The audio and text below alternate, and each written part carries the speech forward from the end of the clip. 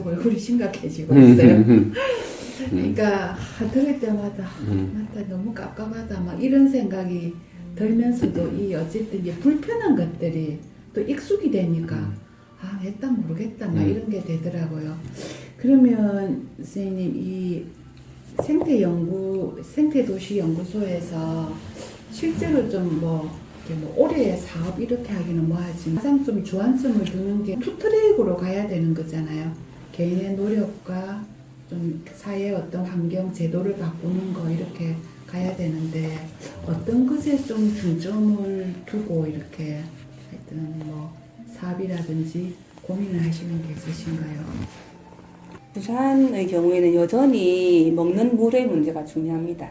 낙동강에서 90% 이상 원수를 이제 취하고 있기 때문에 낙동강과 낙동강 권역의 이 상류에서 하류까지 오염원들에 대한 대책,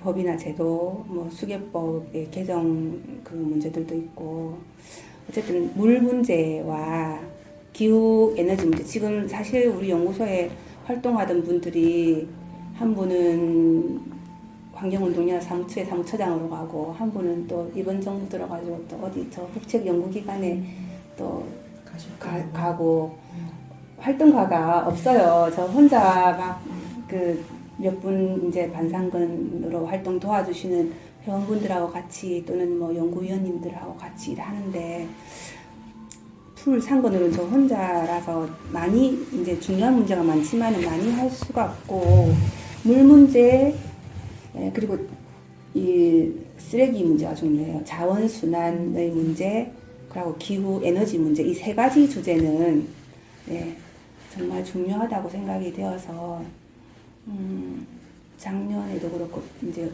올해도 마찬가지로 이렇게 수질 관련 낙동강 살리기 관련 법 제도적인 과제 연구하고 조사하는 거랑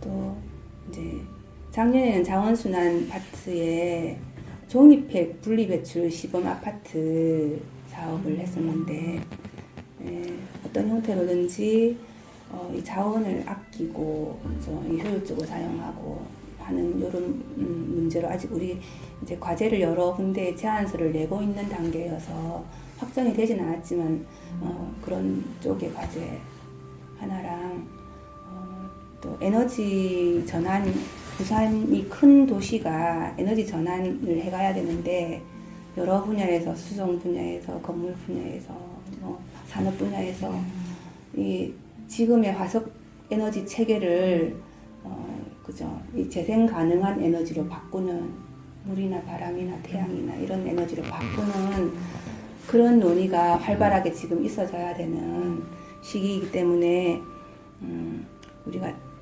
2018년부터 에너지 전환 포럼이라는 것을 하고 있어요.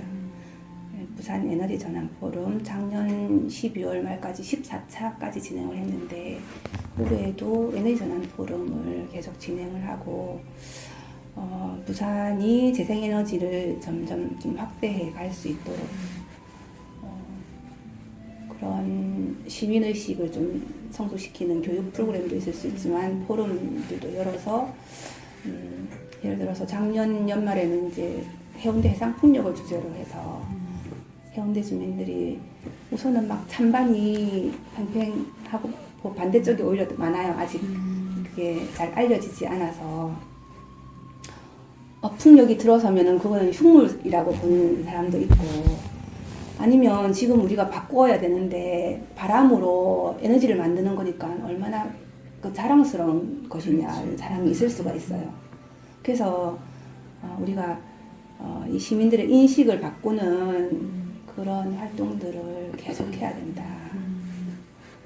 근데 선생님 참 몸이 10개라도 모자랄 것 같아요. 이 뭐 방금 대충 잡아도 3개만 얘기하셨는데 이 3개 중에도 세분화시키면 엄청나게 많을 텐데 그래서 그런지 여전히 이렇게 이 아까 제 미관 이런 이야기 하셨는데 부산은 오로지 미관만을 그렇다고 또 미관도 생각 안 하는 것 같아요.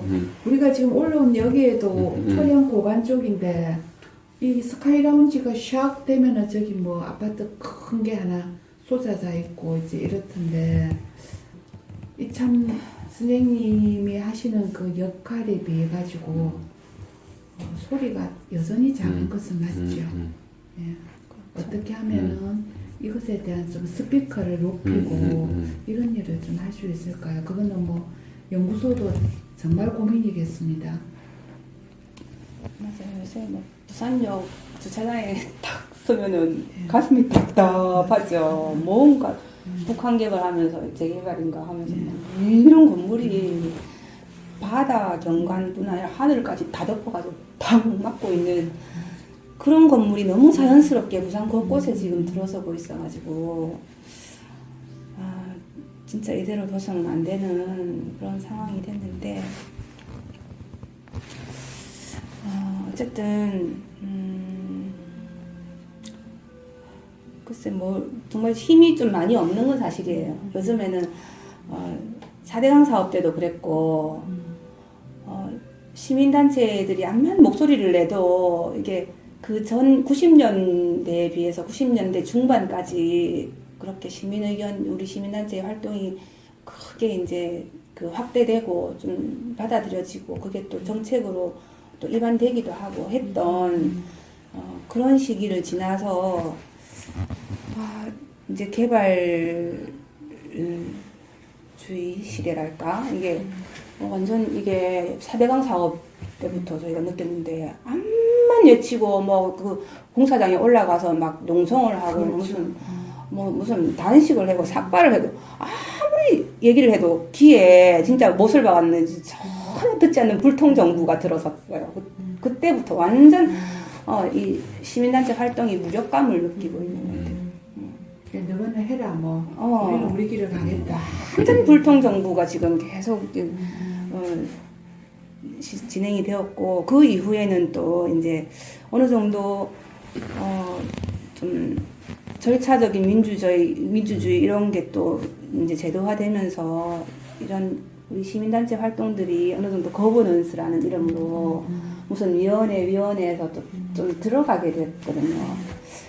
그러면서 또 이게 비판적인 이런 목소리가 많이 좀 가라앉은 것 같고 우리 활동이 이렇게 저렇게 어쨌든 그 목소리가 많이 이제 사그라드는 것 같아요. 어쨌든 요즘은 좀 많이 힘이 없는 것 같아요. 막 고생스러워도 해서 좀 성과가 있으면 좋은데 바뀌는 것이 없는 것 같고 활동하는 게 사실 좀 많이 좀 힘든 것 같습니다. 그 후쿠시마 원전 사고 문제 때문에 일반인들한테 그 원자력 발전소, 정확하게는 핵발전소죠. 핵발전소의 위험성 이런 것들이 굉장히 좀 많이 알려졌다고 보는데 부산은 특히 또 아주 가까이에 고리 발전소가 있으니까 여러 가지 참 문제가 많을 텐데 거기에 대한 뭐 대책이나 이런 건 좀 연구하고 계시나요? 저희가 또 이제 탈핵 부산 시민연대라고 예. 또 여러 이제 연대 단체에도 참여해서 같이 활동을 하고 있는데 그 중에 하나 탈핵 시민연대에도 이제 될 수 있으면 이제 같이 하려고 노력하고 있고 다행히 이제 후쿠시마 사고를 계기로 이제 많은 시민들이 이제 핵의 위험성에 대해서 알게 된 게 사실이고 근데 또 그 운동이 반짝 또 일어났다가 또 지금은 또 많이 좀 사그라들어서 좀 많이 좀 잊혀져 가는 그런 면도 있는 것 같아요. 그런데 이제 저희도 그 수산물 중금속 그 검사 조사를 5년 정도 하고 그 뒤에 한 2년 정도는 또 수산물 속의 방사능 검사 조사를 해서 그 분석하고 이제 그래서 발표도 하고 했던 적이 있거든요. 그런 부분으로 저희가 할 수 있는 역할을 핵의 위험성에 대해서 알리려고 하고 있고 또 아까 말씀드렸던 그 에너지 강사단을 양성해서 그 강사단 활동으로 각급 학교나 무슨 복지관이나 뭐 그 일반 시민들을 대상으로도 교육 활동을 나갈 때에 에너지 교육 활동 중에 핵의 위험성에 대해서 좀 많이 홍보하려고 하고 있고 그런 활동을 하고 있습니다. 그 환경에 대한 것들은 어쨌든 어릴 때부터 이렇게 교육이 되고 이렇게 해야 되잖아요. 그러니까 이제 학교도 얘기하셨는데 학교도 사실은 이렇게 그걸 뭐라 그러죠? 일종의 뭐 약간 과외 수업 형태로 뭐 자살 예방, 성폭력 교육 뭐까지 그 환경과 관련돼서도 아까 이제 강사단을 위촉이 되면은 그렇게 활동을 하는 겁니까? 네, 그렇죠. 네. 그리고 이제 우리 이게 강사단 선생님들이 활동할 수 있도록 하기 위해서는 또 뭔가 과제를 발굴을 해야 돼요. 여기 공모 사업이나 이런 데에 신청을 해서 학교를 이제 모집을 해서 우리가 이런 활동을 하겠다 제안을 하면 그 제안서가 받아들여지면 사업비를 받아서 이제 활동을 할 수 있는 그런 형태로 강사님들이 활동을 하게 되고 뭐 유치원에서부터 다양합니다. 유치원, 뭐 지역 아동센터, 뭐 각급 학교, 초중고 가게 되고 또 부산 기후환경 네트워크도 교육 활동을 많이 하고 있거든요. 제가 또 공동대표로 있지만은 우리 그 에너지 강사단을 운영했던 그 성과로 부산에 처음으로 이제 그린 스타트가 이명박 정부 때 아이러니하게 저탄소 녹색 성장 정책이 아마도 자발적이라기보다는 아마 국제사회에서 요구가 많이 됐기 때문에 그 용어를 저탄소 녹색 성장이라는 용어를 썼어요. 그러면서 그린 스타트 그 네트워크라는 기구를 막 새마을 운동처럼 막 각 지자체에 막 만들었거든요. 완전 상향식으로, 상향식? 아니 하향식으로 그냥 다 만든 그래서 시작된 사실 기구인데 부산 그 그린 스타트 네트워크가 이제 나중에는 부산 기후환경 네트워크로 발전을 해서 바꾼 게 지금 부산 기후환경 네트워크인데 거기에서도 이제 교육 활동을 많이 하고 저탄소 마을 만들기 주민들 마을 속으로 들어가서 저탄소 마을 만들기 활동을 많이 하고 그렇게 하면서 지금 뭐 기후 환경과 관련돼서는 지역에서도 조그맣게 만들어져 가지고 뭐 피켓시도 하는 데가 있고 이렇게는 한데 어쨌든 전체적으로 네트워크 형식으로 현재는 아직까지는 결합이 안 되고 있는 거네요. 그렇죠. 그런 이제 기후 에너지 문제에 대해서 교육 활동을 하든지 뭐 어떤 활동을 하고 있던 단체들이 모여서 네트워크를 이루어서 그 활동을 서로 뭐 공유하고 하면서 시너지를 내고 있다고 볼 수 있죠. 그리고 기후환경 네트워크 고유의 활동으로는 저탄소 마을 만들기를 이거는 이제 공모 사업을 이 네트워크가 주관을 해서 부산 전역의 한 20개 마을을 저탄소 마을 만들기 해서 3년 동안 그 마을의 그 주민들을 교육하고 에너지를 아껴 쓰는 실천들을 하게 하고 또 필요하면 에너지를 더 효율적으로 쓸 수 있도록 시설을 개선해 준다든지 미니 태양광을 설치해 준다든지 하는 이런 활동까지 하는 저탄소 마을을 부산 전역에 한 20개 정도 해서 선정을 해서 운영을 하고 있습니다. 선생님, 저는 얘기 들을 때마다 이런 거는 좀 강제성을 해야지. 왜 이렇게 하여튼 어쨌든 이렇게 시민이라면 당연히 내가 살아가고 있는 환경에 대한 문제, 에너지에 대한 문제, 물의 문제 이런 것들에 대해서 알아야 되는 거잖아, 그죠? 이게 왜 이렇게 강제성이 되는 게 참 힘든가 이런 생각이 좀 듭니다.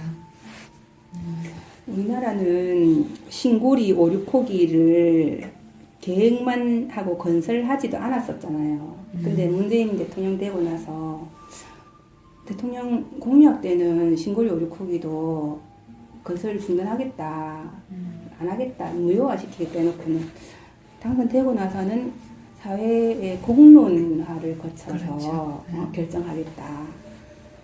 그렇게 하면서 공론화 과정에서 이거는 계속 하는 것으로 결정이 됐다고 신고리 오류쿠기는 지금 짓고 있는 거잖아요. 근데 대만에는 98% 거의 완공이 다 된 발전소를 국민투표로 가동을 중단시켰거든요. 근데 보면은 그 저력이 뭐냐면 그게 교육인 것 같아요. 교육. 그 대만을 보니까 대만은 모든 국민이 의무적으로 1년에 4시간씩 환경교육을 받게 돼 있어요. 마치 민방위 교육 받듯이. 네. 이게 1년에 4시간 의무적으로 환경교육을 왔는데 올해 받았어도 내년에 또 받아야 되고 또 받아야 되는 거예요. 계속 해마다 4시간씩 환경교육을 예. 자기 가까운 곳에 있는 가끔 학교가 그 교육을 제공하기도 하고 뭐 주민센터가 제공하기도 하고 교육을 그렇게 오랫동안 받았기 때문에 이 에너지 문제에 대한 그 의식이 다르고 남다른 거고 핵발전소가 위험하다는 것을 아는 거고 그게 거의 다 지었지만 후쿠시마 사고가 나고 나서 이거를 국민투표에 붙였을 때 다 지었지만 우리는 이거 가동 못하겠다는 결과가 나온 거거든요. 우리나라 같으면 그게 안 돼 있잖아요, 그죠? 그러니까 참 우리도 모순인 것 같아요. 정말로 이렇게 정치적 뭐 이런 시민의식들은 진짜로 정권을 바꿀 만큼의 영향력을 가져가는데 왜 이 부분을 이렇게 더딜까? 뭐 미미할까? 독일이나 유럽이나 그런 나라는 유럽의 나라들 말할 것도 없고 참 어려서부터 평생에 걸쳐서 환경교육이 정말 그 토론식으로 자기 의지와 가치관이 분명한 사람으로 그렇게 어려서부터 길러지고 있거든요.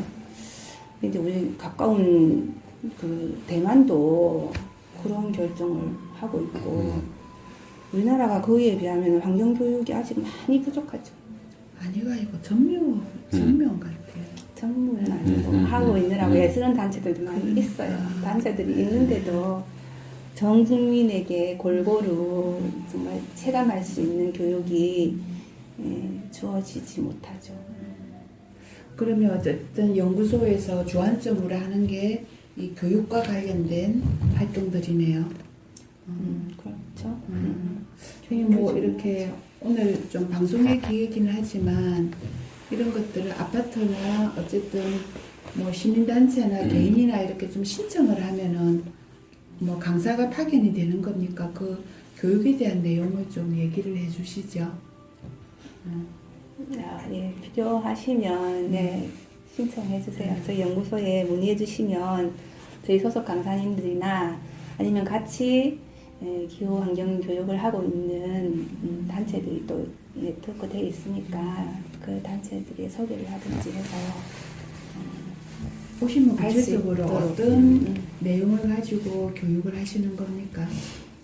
우선은 기후 위기에 대한 좀 심각성을 인식을 하게 해드리는 것 같아요. 네, 그걸 다들 뭐 기사도 보고 뭐 해서 무슨 좀 아시겠지만 그리고 그것과 우리 에너지 사용하는 생활과의 관계, 에너지 쓰는 소비하는 그 생활과의 관계를 일단 알려드릴 것 같고 그리고 또 다른 교육으로는 가정 에너지 진단이라는 것이 있어요. 가정에 쓰지도 않는데 꽂아 놓는 것만으로도 대기 전력이 나가서 12%는 그냥 꽂아 놓는 것만으로도 그냥 전기가 나가거든요. 그것만 줄여도 우리나라 전체 전기의 12%를 줄일 수 있으니까. 어쨌든 그 대기 전력 측정기라는 거를 가지고 가서 각 가정에 그냥 세워 나가고 있는 전기를 찾아드리는 거. 그래서 그거를 우선 잡을 수 있게 안 쓸 때는 전원을 끌 수 있게 그렇게 해드리는 거. 그래서 그게 이제 또 탄소 포인트 제도라는 것이 만들어졌거든요. 지금 잘 활용이 안 되지만 통장에 한 번씩 입금되는 거 봤어요. 탄소 포인트 제도와 연계를 해서 실제로 이제 생활 속에서 이 에너지 사용을 줄였을 때 포인트로 해서 진짜 그 통장에 현금으로 좀 환급이 되게 하는 이런 부분들, 전기 요금 아껴서 좋고 얼마 안 되지만 들어와서 좋고 한 거를 알려드리고 자기 소비량을 측정을 해보게 하고 줄인 것을 이제 뭐 절전소 운동해서 이렇게 자기 줄인 양을 또 그래프로 그려서 새롭게 줄인 양이 새로운 전기를 생산한 거랑 마찬가지다. 그래서 절전소 운동이라고 있거든요. 절전소 그런 운동도 공동체 차원에서 같이 해볼 수 있도록 그런 것도 소개해드립니다.